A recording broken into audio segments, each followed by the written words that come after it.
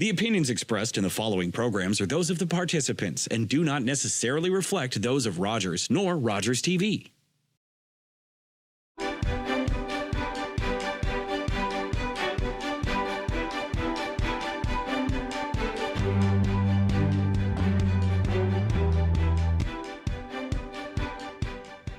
Hi, I'm David Shearman, and welcome to Politically Speaking. Politically Speaking is an opportunity for you to join me in conversation with our community leaders. And today my guests are Buck Hicks, who is the Warden of Grey County, and Steve Furness, who is Manager of Economic Development for the county. Buck, Steve, good to have you here. Thank you for having us. Great. And I also want to say that as we start the show, that please be assured we're not wearing masks because we are in three very separate locations. I'm in my home studio in Owen Sound, and Buck is actually in another city on family business, and Steve is on the Sydenham campus, which is sometimes called the other location or the other site for Grey County, but it's the old Sydenham School, which is in the process of being remodeled and repurposed. So we'll get to that in a few minutes. Buck, it's always exciting at Grey County. If anyone has a chance to look at the agenda and the minutes, and there's our lovely capsule report of what's happening. I have to say I'm impressed. It's a time when all of the lower tier municipalities come together and work together for the county. It's for the larger municipality. Absolutely, David. There's a lot going on, and I just huge kudos to our staff. They are working really hard and under less than ideal circumstances. But as you can see from the agendas, we're getting work done. There's plenty going on. Now, what impact has COVID-19 had on the work of the county? What has been sort of let go or put aside, and what's been lifted up in priority? So, Dave, that's a really good question, because there are certain core services that we have no choice about. We have to deliver. So we have to deliver financial support. We have to have a paramedic service. We have to have roads that are plowed and maintained. So we continue to do that. But where possible, because of the pandemic, we have done a good assessment of the staffing situation and thought about identify, I guess, staff that we can redeploy to assist in, the response to the pandemic. Some of them were deployed to assist with long-term care because, we still have 3 long-term care facilities that, needed that iron wall built around them. So I'm so proud of our staff. We've not been able to work together, but nevertheless, they have been resilient. They have been creative. And they have basically done what's been asked of them. And so, we've been very, very fortunate right now.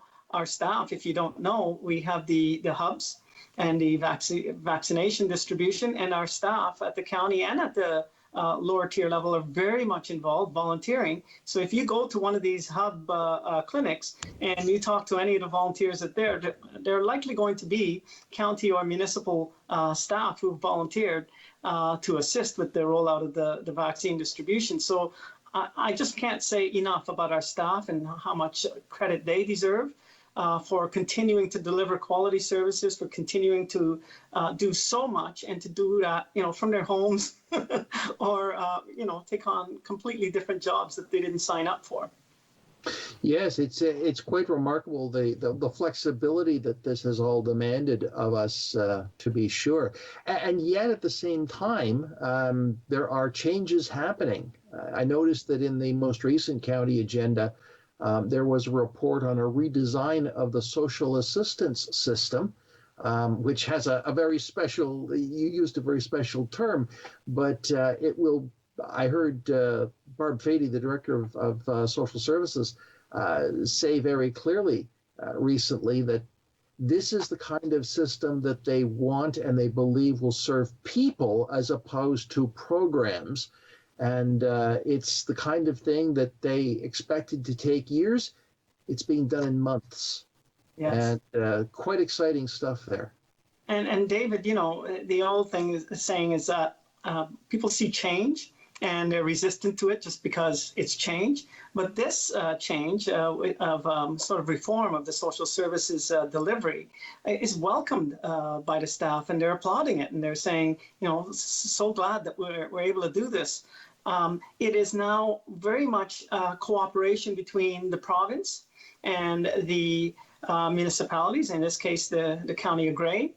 So the province is going to take over sort of administrative intake, the paperwork and the delivery of the financial support. And that very much frees up the county level staff to do what they call life stabilization. So to wrap their arms around these individuals and give them some additional supports, whether it be supports with employment, support in terms of being able to direct them to other types of services that they need and want. It's the traditional role of a social services worker.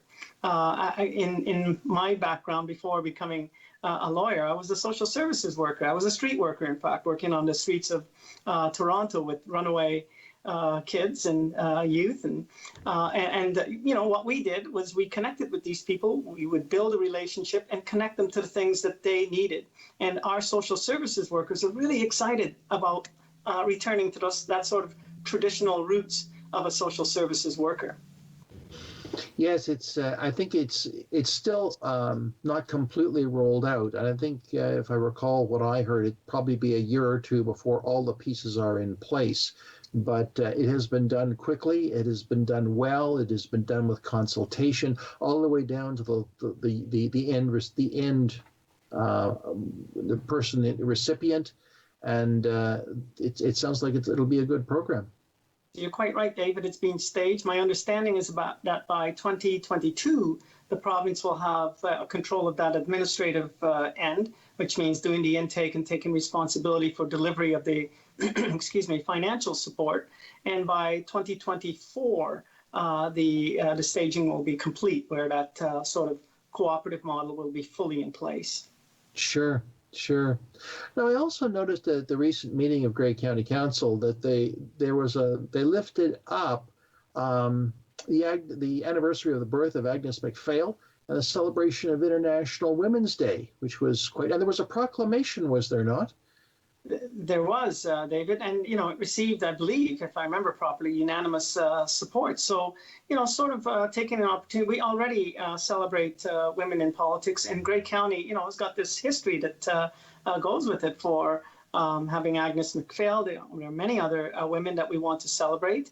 I know that the Grey County Museum has done a terrific job of documenting women in politics locally, but beyond as well. And so this proclamation was brought by Councillor Desai, by the way, and I'm so glad that he did it, and everybody else seemed to be really glad that he did it. It was fully supported and celebrating and encouraging, women to take up leadership roles in politics, particularly municipal politics.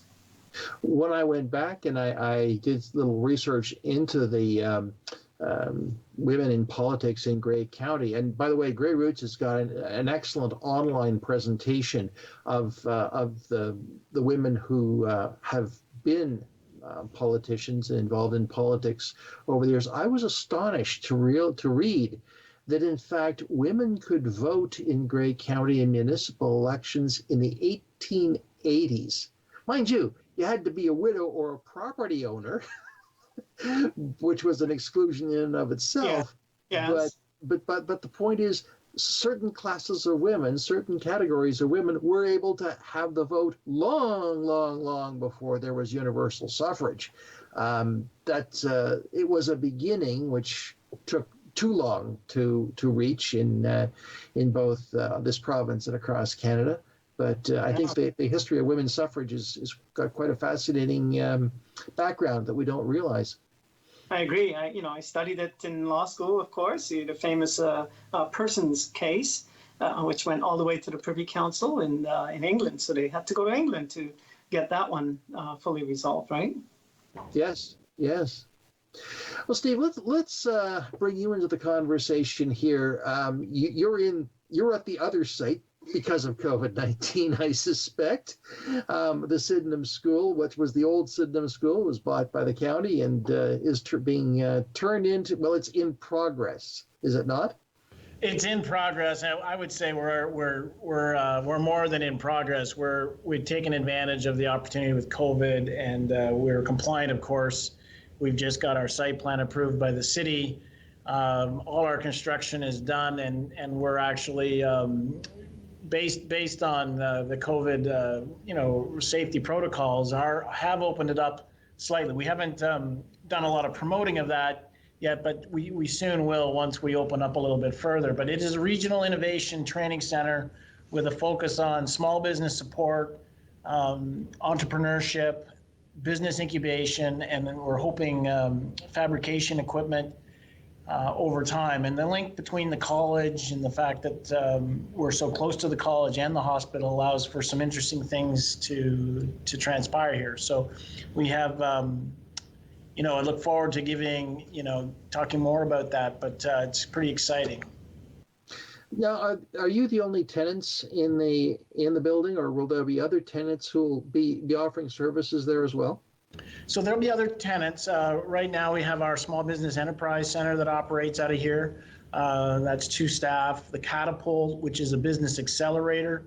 So that's for businesses that are already existing, and we'd like to take them from 5 to 20 or beyond in terms of employment. Slightly different programs, but we do have others in the building and hope to have more shortly. We have been using the gym and the offices, a couple of the classrooms for training, heights training, paramedic training. There's all kinds of training going on. They're able to take the gym, 1 person per table, and we're all distanced, and it's been working out really well. Partly with the Bayshore being used as a vaccination site, that facility is not necessarily available. So it's just another thing we can offer the community as well. I found it fascinating. You mentioned training. I happen to know someone who is at an industry. He worked at an industry here in the city, which shut down, and they had a lot of retraining. And the courses that they had to take were quite remarkable for to as part of their education program. When you mentioned height training, yeah, you got to have special training to work at a height. You've got to have special training and for things like first aid. So to have that space must be a real value added thing for the county, that it can offer this learning space right here in the city. And it's for our businesses and our community. And you talk about. One of the tenants in the building is the former Tenneco employee group. They have their own space in the former library, and that's a program where they're assisting employees find employment and tune up their resumes and resume skills. So that's a great service, and this is really what the building was about and envisioned. And as we go forward, it really is about what the community of Gray needs. And we are going to be linking in to some of our other facilities in the region, most particularly Launchpad, talking to Emily about different things we can do when we get talking about fabrication equipment. I mean, Emily already does this with Launchpad with youth with great success, and the linkages they've had with Georgian College. So it really is about, looking at the needs of business and small business and linking into the programs that are offered. I mean, Georgian College is going to have more programs, apprenticeship programs, but there are other needs of businesses that don't always require that level of skill, but there's still skills to be learned, and at heights training and first aid is just all part of it. So well, I know that Georgian College, and this is kind of going down a bit of a different path, but Georgian College will be doing a nursing degree program over the next 5-6 years before it's finally become the first graduates. Are they going to be using the center as well, or will that be confined solely to the college as we know it? I believe it will be at the college, but I'm sure that whatever if they need space requirements, we'll work with them. I do know we just had a program announced with our long-term care facilities and the YMCA and Georgian College, where we're going to be training healthcare workers for long-term care. The PSW program. PSW. And that program is going to happen across the region, but they have a dedicated classroom here at the Sydenham campus. And so it's just, there is a unique example of meeting a particular need and bringing different groups together to solve it. And again, the building's just the building, but it's how you use it and the creativity around meeting those needs. And so I think we're all working hard to come up with other options, and we'll just see where that program goes. But it's a really good example. Yeah, I was just thinking that Sydenham School was a public school, but in some ways we could say it's just changed grades from public school to adults. As well as a whole bunch of, and because learning is universal, and learning is continuous, and it doesn't matter whether you're starting a new business or whether you're change in transition, all of that stuff is important. So that in a sense, all we've done is change the clientele for the school. Absolutely. You may not know, but I went to school here. In fact, my father was the principal here, so I used to play floor hockey in the hallways quite a bit. I don't do that now, but you're right. It is just transitioning, and the building was in pretty good shape. And I do give full marks and credit to Grey County Council and the councillors who saw the vision and supported it. I think it's been a great retooling, if you will, and I think the best is yet to come. As we open up, we'll be able to really share what we have here with the community, and not just, there's so many ways and so many discussions happening right now. It is rather exciting. Now, Steve, this is a personal question, and I'll ask it anyway. Did you ever discover a place where you'd carved your initials or written your initials in the school when you were there? I mean, I have been, and I've had people come into a place where I was working, and they said, "Can I see this part of the building?" I said, "Sure." That's where I carved my initials. No, I never. Years ago. I never did that. I don't know. I think my dad would have been. Your dad would have had a few words. Yeah, would have had me. He also kept me busy, so. Oh, sure. I'm not an angel by any means, but anyway. But it's always fun to see that connection, and just to recognize that there's a continuity here at the very least. Yeah. So fascinating. Let's talk for a moment about the piece of information that came forward at County Council, the last County Council. And that was a study, or the beginning of a study, about growth in Grey County. It's called the Growth Management Study. And Buck, well, what was that about? What are the nuts and bolts of it? We are looking to plan. So we have an official plan, and the growth studies is intended to give us updated information about what's happening in Grey County. You may have heard that we haven't had the full plan presented to council as yet, but preliminarily we are hearing that Grey County, is growing well beyond what we had imagined originally. So it's good to know that, but it means that we have work to do, because more people means more things to plan for. We need to look at infrastructure. We need to look at jobs. We need to look at housing. There's all kinds of domino things, and so it'll be really good to know, because once we know, we can do better planning. Well, Steve, what impact will the study have on your work? Well, it's interesting you say that, because it was about a year and a half ago. I remember looking at some numbers and I thought, I can't be reading these right. These were preliminary StatsCan numbers.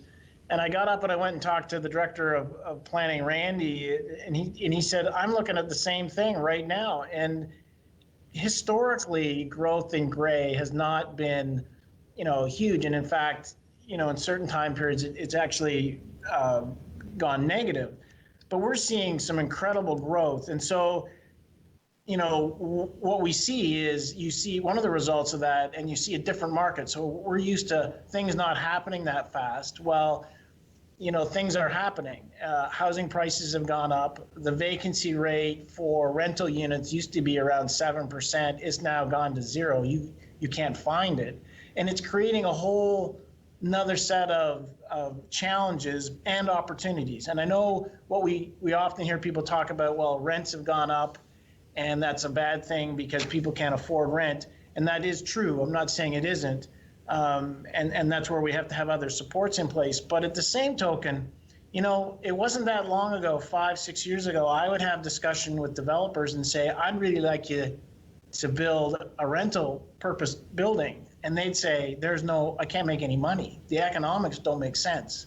So with the lower vacancy rate, higher demand, better market rents coming in, developers are able to look at projects and now consider them. So in terms of marketing and trying to attract investment, we're starting to see that. And Hanover's had some really good interest in a couple of development projects there. We're starting to see that in when we have conversations with other developers. So that's a good thing. We want to add more supply.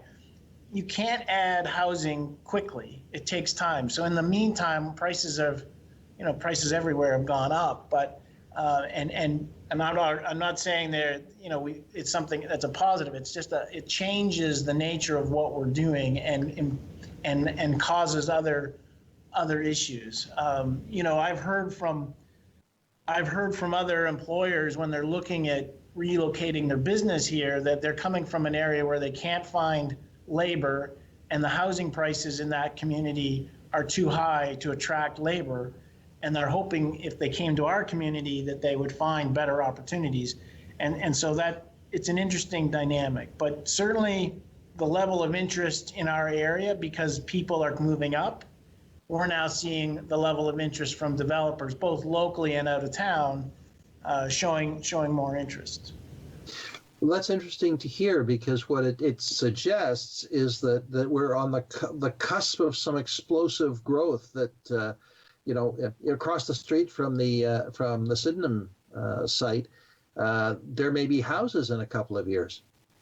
Well, and we talk about across from Sydenham, and there's a lot of site plan development, in Sound, but it's right across Southgate, Markdale, Hanover's got some exciting things happening. So it's right across the board, and you talk about explosive growth. It's interesting because growth is not something we get to control. We respond to it. If it's too slow, we're trying to get it to go faster. And that was the case a number of years ago. Sometimes you have so much demand and you're trying to slow it down and let the community catch up. So it's not, I know sometimes I hear in the public that, we're going after business or we're not going after business. We don't really get the market is what the market is. We're hearing, and the projections are that once COVID is done, and we get through on the other side, we're going to see an economy that's really roaring. And it could be that the interest in our area from both tourists and permanent residents is really going to be something that's going to challenge us. And hence the growth management strategy. We ask the question, do we have enough land? Do we have enough service land? And is it zoned? We're helping West Grey at the moment go through that exact exercise. And I have to, if I may add, David, farmers will tell you that we very much need the rain, but if we get the rain sort of all at once, that's not very useful. And so Steve is quite right. We would love to see, steady, progressive growth that we can plan for, and that's it's predictable and all that kind of stuff. But if we have too little, that's not good, and if we have too much all at once, that's also not ideal.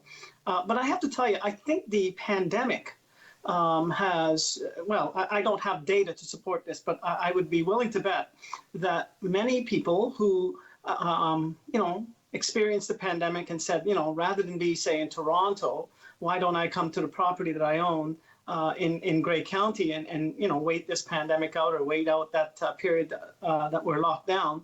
And many are beginning to see that, with proper internet, broadband capacity, maybe there's a chance for me to actually look at this thing a little bit differently. I never thought that I could actually conduct business from the place that I love to be, the place where I go to recreate. That's a whole new thinking, I think, going on. People are looking at this saying, maybe 2-3 days a week I can make that work, maybe permanently. One of the big factors will be, of course, we need to keep working on broadband. I keep emphasizing that, and we're pushing away, and we've had some excellent news in the last provincial budget around broadband. We're hoping that translates into success for SWIFT 2.0. We'll wait and see. But I think people are thinking very differently about that place that they love to come to and recreate. Could I also, in addition to enjoying this place for recreation and the beauty of it, could I also carve out a living here? And could I work from here and still maintain those contacts that I have in the metropolis centers? Yes, I think there's a lot of that. I think of the new development that is being talked about down in Grey Highlands at the old Talisman resort, which has sat there for ever since I moved to Grey County, practically. Has not been active, but it's prime property, and the developer is saying, okay, let's talk, and the municipality is saying, let's do some planning around this property. And that's the kind of thing that will be ongoing. On the other hand, you've got the other extreme where you've got places like let's use Blue Mountain as an example, although I think it's across the county where people who are on lower incomes can't afford to live. And what are the plans to address any of that? So I can, Steve, I know you probably have there, but I can start off. I can tell you that number one, I'm so proud of this current council. You know fully well that when I became warden, my inaugural speech spoke about housing. We have been hearing about housing and affordable and attainable housing for years now at the county, and I called on council to make a bold move around that. And we have. So we know that on an annual basis, there will be a pot of money that can go towards addressing this issue. Now, is that in and of itself going to be the answer? No way. But it is a signal that this is a council that's willing to take this issue seriously and willing to put its money where its vision is. If we want to have affordable housing, we're going to have to spend some money. We're going to have to work in collaboration as well with other sectors. So we're going to have to look at those people who know the business of building rental type housing. We're going to have to talk to developers who are in the business of building affordable housing. We're going to have to work with our social services and community support network. There's much work to be done, but the good news is this is a council, I think you can see, that gets the message, that's got that message and is responding in a meaningful way. Steve, over to you. I'm going to actually interject here because we've got to go to break. You did. What we'll do is we're going to come back. Oh, we don't want to break. Steve, so you'll have 90 seconds to organize your thoughts. All right. All right. Friends, I'm David Shearman. We're going to take a short break, and we will be right back.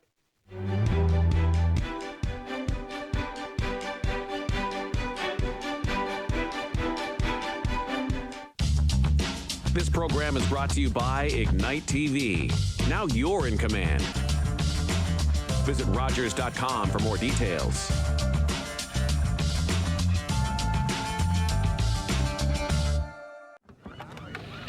Ladies and gentlemen, I will endeavor to describe the feeling on this ship. The American ship is just trailing the Blue Nose. Angus should never have agreed to this last race. She's too old. Eddie! Coming in there! Johnson, halyard, Mac! Get to it, Mac! Appears there's some kind of difficulty. Seems to be something loose up there, I believe. Her topsail's foul! Can't see a man. Just Just once more, little girl, and you can rest. She's holding her lead.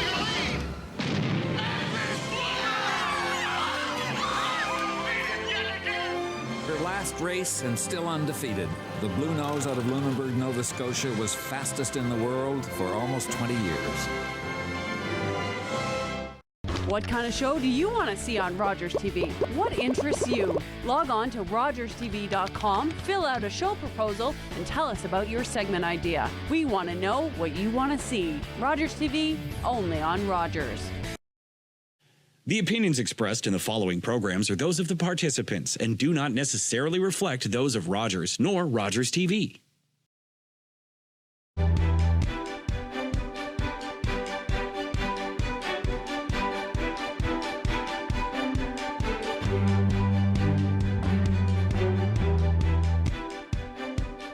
Hi, and welcome back to Politically Speaking. I'm David Shearman. My guests are Buck Hicks, who's the Warden of Grey County, and Steve Furness, who is the Manager of Economic Development. And we're having a very interesting conversation because we were talking about the issue of affordable, attainable housing just before the break, and I had to interrupt. Steve, you have the floor. What's your thought on the well, issue? Just to compliment what the Warden was saying is that, Grey County developed and encouraged all its member municipalities to develop a community improvement plan, which is an incentive plan, and they funded it $20,000 a year for 5 years for every municipality that has a plan in place. And I think we have, by the end of this year, all our municipalities will have that in place. Owen Sound and Hanover and others have had a community improvement plan for quite a while, and most people would be familiar with it with a facade improvement program. But there are incentives in there to help convert and develop affordable housing and attainable housing. My goal is just to get more supply. More supply to the system helps, even if it's high end, it helps the whole supply chain. And I think the other thing they've done is they've looked at some of the vacant county land that they have, and they've also looked at development charges, waiving those for affordable housing. So there is efforts, and that's real signals to developers to come talk to us and work with us. But really, the private sector drives our housing market, and we really want to encourage them in certain ways to add more supply. And then, of course, on top of what the initiative the Warden talked about in terms of adding supply, social housing. So I noticed that in the recent council meeting there was a report which suggested that the vacant unit rebate program, which some of the municipalities have, should be basically suspended, eliminate the program, passed by law to eliminate the program. And I know this came up at Owen Sound Council recently. What's the thinking behind that? Is that part of the strategy to build more housing? It might result in that. Frankly, I think what it will result in is things happening with vacant buildings. I can point to certain buildings in our downtown in Hanover where we are almost facilitating doing nothing with your building because you're getting a tax break for just leaving it empty. And that's not what I think we intended at all. So we want to see things happen. I'm surprised that it's taken so long for us to really, truly get our heads around this issue. I know that many of the clerks in the lower tiers have been calling for this. So I'm happy to see it roll out. It's going to send a message to people that, look, we're not going to subsidize you just simply sitting on a property and doing absolutely nothing with it. And you're getting the subsidy, in essence, is great, this tax break. We want things to happen with those properties. So either, you use it or you sell it or, find some other use for it. But we're not going to continue to subsidize you just sitting on it, sometimes for decades. And I, look around your individual municipalities, and you can probably point to one or two buildings that's been sitting there, inactive, doing absolutely nothing for decades, and the public has been subsidizing that. Sure. So it makes sense as part of a much larger plan to remove this particular tax break. Yes, I would say so. Sure. Steve, let's switch the subject from housing to jobs, because that's although that's not strictly part of your responsibility. Jobs are what results from economic development, and there was a virtual job fair that was held in the last last month or so. And how did that go over? Well, all things considered, I think it went very well. We had the maximum number of employers that signed up. I think there was over 100, and we had hundreds of people looking for work. So it was interesting to see their survey results. I think the employers fared better with the technology, but it's a way of linking and making our labor pool connect with our employers, and it's a benefit to both. If we don't have a labor pool, your businesses can't grow and expand. So fundamentally, economic development, particularly the last 8 to 10 years, there's been a huge focus on the labor pool, on ensuring that you can do training locally. That was our big push with Georgia College and having apprenticeship programs so that employers didn't have to send people off to Kitchener or wherever the training was. Why can't it be done locally? And that's exactly what the whole nursing program is about. But the job fairs are very important. And when I'm talking to new businesses that are looking to attract, that is one of their key questions: is the labor pool there? And we are able to say, look, there's a job fair coming up. If you want to put a table out and assess the situation, I can tell you there's at least 4 businesses in Owen Sound, manufacturers, that we did that with, and it helps them make the decision. So having said that, we have another youth job fair for our seasonal tourism businesses who weren't quite ready to jump on the first job fair, and it's seasonal for students. So that's April 7th from 3 to 7. If you go to the Grey County website, it's called the Student and Seasonal Edition of the Grey Bruce Virtual Job Fair. There's a mouthful. 50 employers, I believe, are already booked and signed up. So if you know a young person, teenager, university student that may be still at school, get the word out. Get on the Grey County website. There's a big icon, and everyone should have a job, and that helps. Helps students, helps our employers. Yeah, and this is all in spite of COVID. These are services that these are companies that have services to do, and that they're going to be running through the summer, right?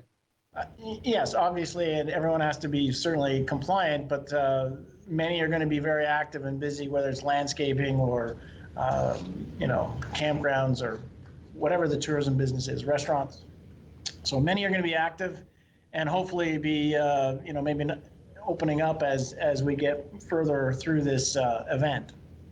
And David, I have to tell you, I'm so glad to see some focus on youth, because we had the WE scandal, and as a result of that, a significant program that was to assist young people just never happened, and it hasn't been replaced with anything. So, look, our young people have suffered through this pandemic as well. And I'm really glad to see that the county is shifting some focus to young people, because there are big needs there.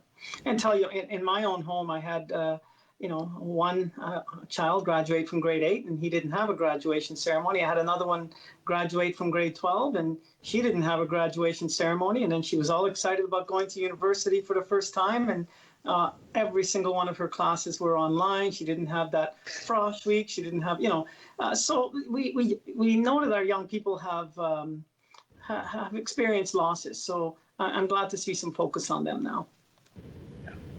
Excellent. It sounds like it's a very good thing, and perhaps the next time we talk, we can talk a little bit more about that. But I was just thinking, it's almost as if you've developed a new model, Steve, for job fairs. That is because you don't have to travel to the fair. You can do it all online, virtually, with an employer. Do the interview with an employer. They can screen resumes, and it's dare I say it, a reinvention.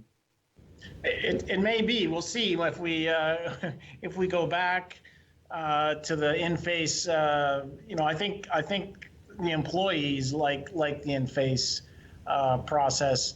And of course they can Zoom call or chat, however the employer and the employee want to. And I think a lot of young people are used to chatting. So there's nothing though when you get to look somebody in the eye and shake their hand. And I know we haven't been able to do that, but when we get back to it's all about relationships and selling yourself and getting a good read of someone. I mean, it's interesting. We pointed out that our economic development team, I believe 3 of our full-time employees were summer students at one point. And so, summer students it's a key experience for them to learn skills and to learn about the workforce. And they contribute to so many of our businesses it's just fundamental. And, this summer, if things open up, we're expecting some big crowds coming from a tourism point of view, and we're going to need all those employees, working in all those different sectors. Yes, we forget that tourism is a major industry in Grey Bruce.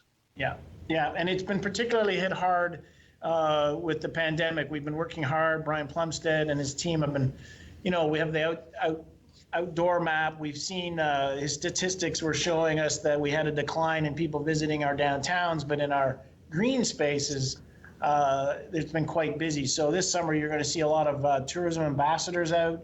We're coordinating that with conservation authorities and other green organizations that run green space. And so we want to welcome everybody, but be safe, follow the regulations and the recommendations for whatever that time and area. But we do want to get people to come out, see the green space, then get into the restaurants in our urban areas. So, sure. Are you able to talk at all, Steve, about what we're doing with cycling? You go ahead. Oh, well, I'm just really excited to see that we're focusing on that. That's huge, and it's outdoors, we've got various trails. We've got the map that people can refer to. They can choose their level of challenge in terms of their ride. So terrific work being done. We've got a tourism advisory team that's helped with that, and they're doing some great work.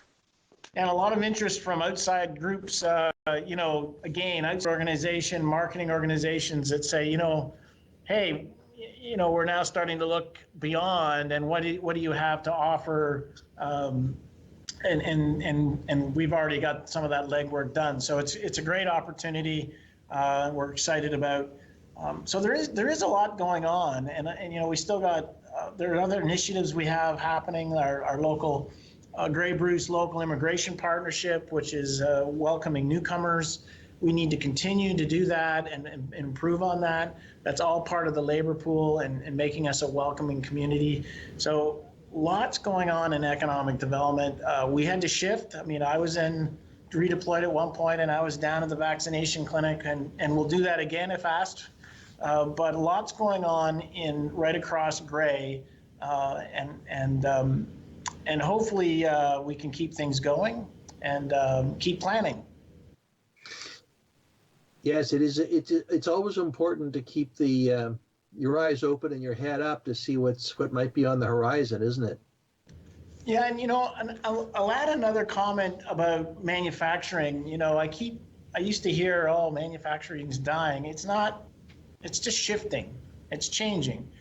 And I would say right today, and one of the messages I've been giving our economic development folks is that we need more industrial land. We need more industrial buildings. Right now, there's very few industrial buildings available.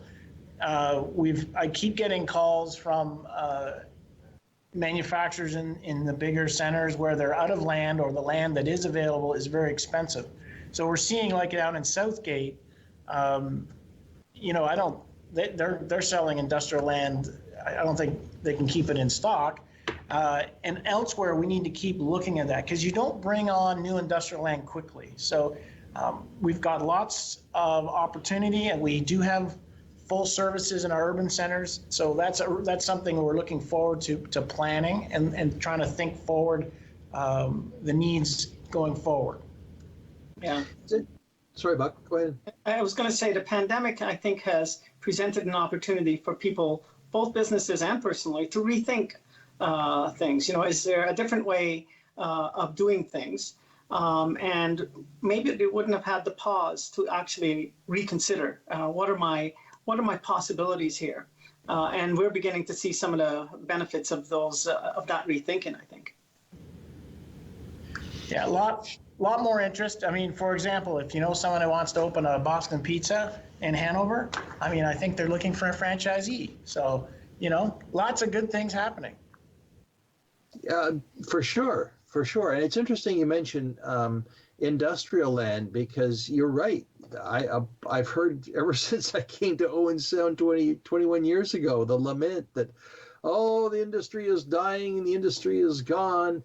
But the reality is the industry has just changed. That's right. I think of the PPG plant, which, I watched it come down in pieces. But right now, there's a lot of small industry that is in there and doing a lot of interesting things. There's no space left. It's full. And so the other building next to it, the former Tenneco building, which is where Hydrogen Optimize has moved into, they are growing. I think they have now 25 employees. I was just in the plant 2 days ago, and they're cleaning it up and still getting it converted. But again, great space, great. Even though the buildings are older, they were very well built, and they are being very well maintained. And so those industrial malls, kind of, so to speak, have a lot of life left into them, and will really allow some of our smaller business manufacturers to thrive. So because if they weren't there, where would they go? They'd have to build brand new, and that becomes very expensive and not feasible. So it's great we have them. It's great that we have landlords and developers who've purchased them locally and offered them up, and we look forward to seeing what they're going to do in the Tenneco building. So, but right across the region, we just need more buildings. Well, if there happen to be any builders who are watching, here's your opportunity, Steve. Right. We can't put your phone number across the bottom as a caption, but I know if you go to the Grey County website, you're easy to find. So not to worry. It sounds like things are really becoming much more effective, much more exciting, and much more interesting than they were even 5 years ago. Is that what you say that's true, Steve? I mean, I think so. I mean, I still remember when we were working, when I was working on sound, and we came up with the tagline, "Where you want to live." And I know a lot of people had a hard time, what do you mean? We're not going after industry, or we're just going to become a retirement community. But, through COVID, we can work remotely. And so when you talk about sectors, I think there's this whole, and we won't know how big it is until later on, but that sector that can work anywhere, they are working and they are moving up. Very important, but it really allows us to have wealth generation in our community. And you may not be able to see it. It may not be the big building on the corner or the parking lot full of cars, but it is happening. But I also think, I've always thought that Grey County has a very diverse economy. We have an agricultural sector, an industrial sector, a tourism sector, healthcare, and retirees or remote working now. That's really what you want. You want to have a diverse economy that can roll with as the economy grows and shifts and changes. But I do think going forward we have a lot of excitement and a lot of opportunity. Yeah, and I would say, David, we want to make sure that while we invite and respond to this growth, that we protect the things that people love about us, our green spaces, the beauty of the area, the Niagara Escarpment, on and on. So careful planning is necessary. So we've just recently updated our official plan, and that plan calls for us to, have these protected areas. We, agriculture and farmland, good farmland is important to us, and we need to make sure that we continue to protect that. But at the same time, that we plan for the growth in those primary and secondary settlement areas, and we make sure that the proper infrastructure is in place, and I would say the human supports. People want not just to come here and live, but what is there to do, and what is there, what are the cultural activities that we have going on? So it's important that we have theater, and it's important that we have sports and all those other things that people want to have when they come here and live. Well, it's an ongoing question, and it's an ongoing challenge. Steve, I don't think you're going to be out of a job for a while. We have a whole team here that's working, and I do really appreciate the whole Grey County team, the whole senior team, and county council. Frankly, I think they are very supportive, and that makes what we do exciting. Actually, we're not afraid to throw out some well thought out ideas, and we'll get challenged, and so we should. But I think there's been lots of support for lots of initiatives that Tim Campus is a really good example. So. Yes. I think a lot of people said, "Oh my goodness, we're going to lose a school." Well, we just changed the school and changed the owner, but it's still in the education business in some ways. But the schools are being built down in Dundalk, in Meaford, over in Bruce County. So the schools are being built. They're just changing, and that's part of where we are and where we're at right now. Now, I confess I have not driven down Highway 10 below, I guess, Flesherton in at least a year. So I presume if I were to go to Dundalk, I would see more changes. Is that correct? I would, yes. I mean, I haven't either. So, I probably should. No, you are seeing more build out and more inquiries. The Talisman project is a good project. Warden Airport is a good study project. We have a contract this year to develop an investment strategy. We got funding from. So we're hoping to get that project going and get some priorities and develop what our value added opportunities are. So it's an exciting time, and the federal budget's coming, and they haven't been shy about saying there's going to be dollars for stimulus and so get your shovel ready projects ready. We'll see what other infrastructure we can get done. Speaking of dollars and cents, Steve, that reminds me that one of the functions that you have is to help people with the various government programs. Is that correct? Well, absolutely. At all times, we're always helping to connect our federal, provincial leads and the programs with businesses that are looking for those programs that match what they're doing. But specifically during COVID, there's been a lot of incentive programs, and one in particular, I think it closes shortly. It's the Ontario Small Business Support Grant. So if you're a small business, you want to go to the Grey County website. There's a nice chart that we've done. I don't know if you can see that. You probably can't see that. Nice chart that's been done and easy format. And we do have someone 1-800 line number to help so you can talk to. And clarify, and then we get you connected to the right program. So there is support. It may not be enough for everybody, but we've also been providing feedback to the levels of government on what those programs should look like and where they're not sort of hitting the mark. So far, there's been quite a few programs that have we've been able to talk about.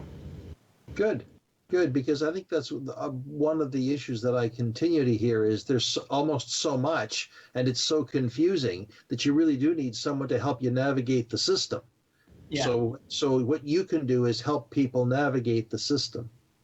Well, and if we don't have the answer, we'll help you try and find it. So. Mm-hmm. Yeah. So David, yes, what you're seeing here. We've got Steve with me today, and you're getting a sense that there's a lot going on. And this is just the economic development side. What I'm here to tell you is that from the county level, there is so much going on. We've got exciting things happening, obviously, in social services, with paramedics, we're building 2 long-term care facilities, and we're planning for that. Housing. There is so much going on. I could bring a different person and you would get a whole different flavor of stuff that's going on at the county level. The pandemic has not stopped the work. That's really helpful to hear, because one of the things that I think we're almost afraid of is that the COVID will slow everything down and it will be like walking through molasses in January. But to hear the both of you talk, that's not the case. This is, okay, things are different, but not necessarily slower. And in fact, I suspect sometimes things are faster. Yes. And I have to tell you, once we get, these vaccinations done, the rollout of what we plan to do around food and agriculture and around the word gather, so exciting. I can't wait for that to happen, but it has to happen at the right time as we're going into a third wave. It's surprising we're even talking about gathering, but there's a thirst for that. And there's so much that we want to be able to share and want to be able to do. I'm so proud of our staff. They're doing a fabulous job, and they're doing a lot of work. Well, hey, I hope, Steve, you don't get a swelled head on that. No. There's a whole team, and Savannah Myers, who's becoming a mom, I think again today, deserves a lot of credit for her leadership, and same with our CEO, Kim Wingrove. So it takes a team, and our member municipalities, and I should say all the other community groups we work with. So that's what it's all about, working together. Sure. It's an ongoing project. It's not something that has a beginning and an end, but it's just an ongoing project that you are heavily involved in. Now, Buck, you've got I guess 2 years to the next municipal election, but Yes. That means there'll be at least one more election for Warden. It sounds like you've got more to complete on your agenda. Not that I'm asking about next December, but it sounds like you've got some visions here. Listen, there's so much that we're doing, and I'm going to continue to, support our staff because they're supporting the rest of us. The collaboration that's happening countywide in terms of not just working with the lower tier municipalities, but working with business, working with the human service sector, with some of our trade and labor organizations. Tremendous collaboration happening during the pandemic that's going to serve us well once we come out of the pandemic. Well, that's great. Well, on that note, I want to thank the both of you for joining me here on Politically Speaking today. It's always exciting to hear what's happening at the county. And hey, when you come back, we'll just keep the dialogue going. Steve Furness, thank you very much. Buck Hicks, thank you very much. And friends, thank you for joining me on Politically Speaking today. I'm David Shearman. We'll talk again.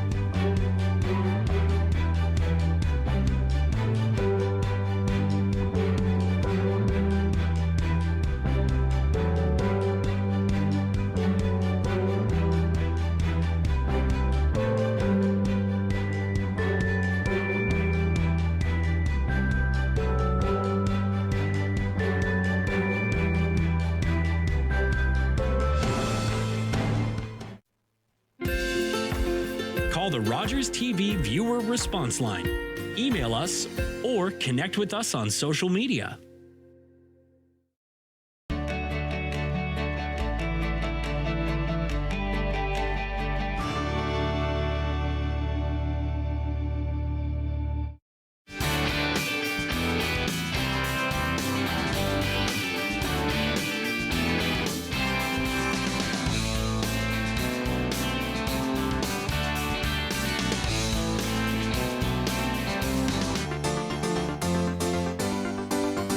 Every week, I act like I'm too drunk to stand. Holy, that's chewer.